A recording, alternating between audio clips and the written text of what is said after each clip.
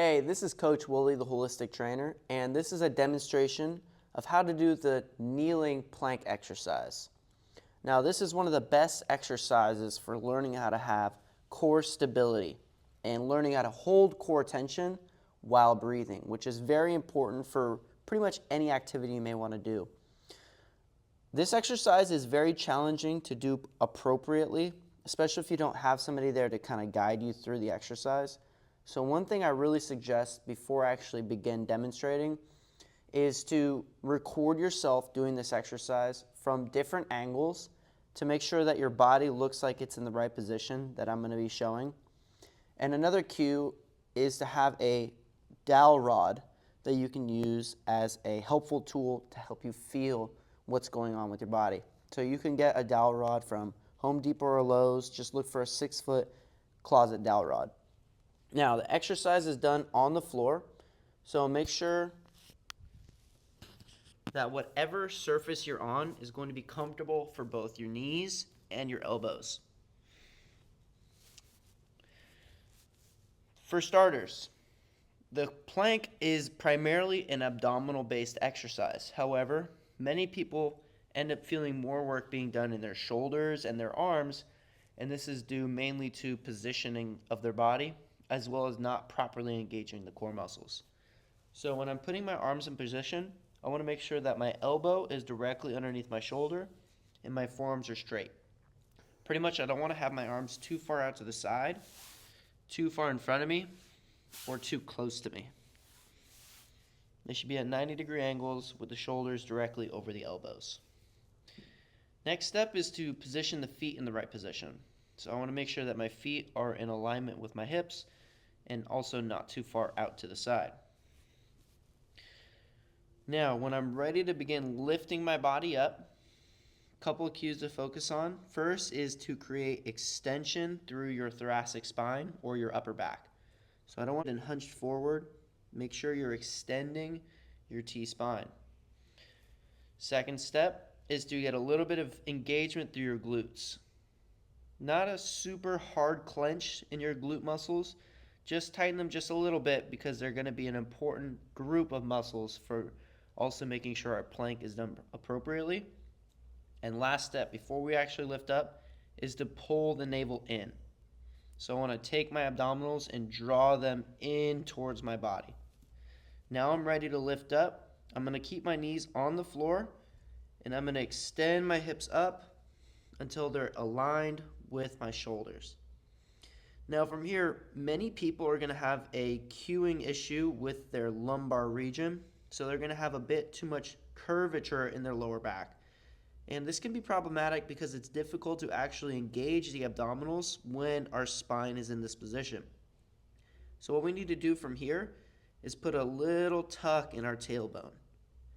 And when I do that, I should really begin to feel my abdominals, especially the ones below the belly button, and my glutes engaging to help stabilize. Now I'm holding this position here.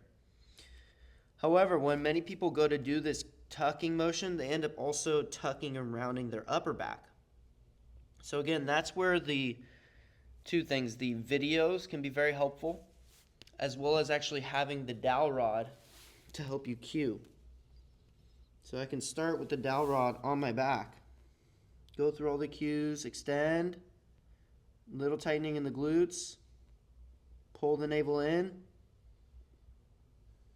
and extending my hips up. Now you can see right now, there's a lot of curvature in my lower back, and you can see a space. So I need to slightly tuck my tailbone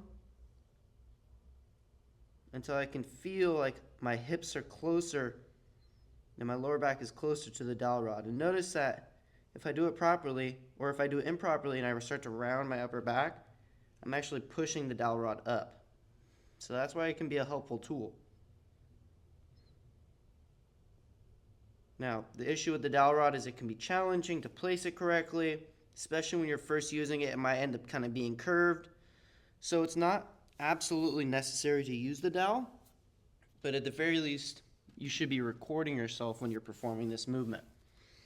Let's go through it one more time here. Elbows directly under shoulders, feet in alignment with the hips, extend the thoracic spine or the upper back, tighten the glutes just a little bit, and pull the navel in. Now I'm going to lift my hips up.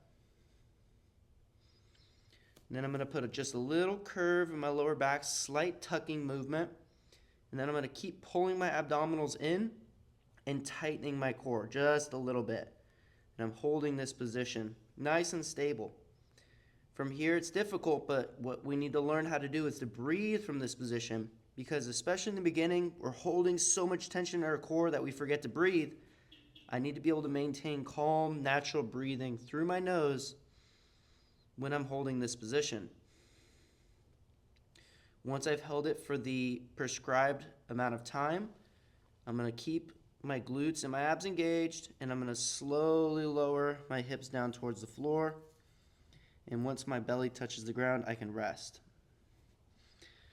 Now, I do have one more cue I really want to sort of focus on, and that is the position of the hips.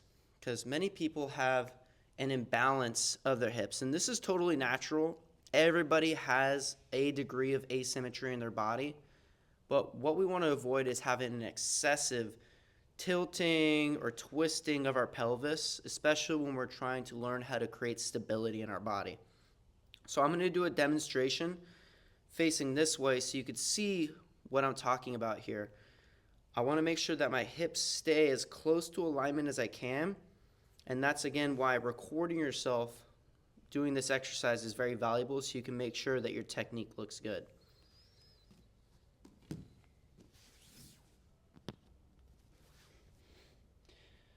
So if I record myself from the back, what I should see as I come up is that my hips look relatively stable and in alignment. However, one issue that many people will have is you'll see either a dropping of one side or a shifting of their pelvis to one direction. And it's hard to feel that unless you're actually recording it. Remember, we want to have as close to a natural alignment through our hips. So if you record yourself and you notice my hips are dropping on one side, that's going to remind you to lift the hip up on that side. If you tend to shift your hips to one direction, the video is going to remind you to bring your hips back into that alignment position. And in general, it's just good to record yourself doing any movement so you can really make sure that your technique looks good. So when you're performing this exercise, you're going to do it for the prescribed amount of time based on your protocol, and continue working on increasing the duration of time that you can hold it for while you pull your navel in and tighten the abdominals. So you should really feel a good amount of core tension and effort being done from the muscles of the core. And this is how you perform the kneeling plank.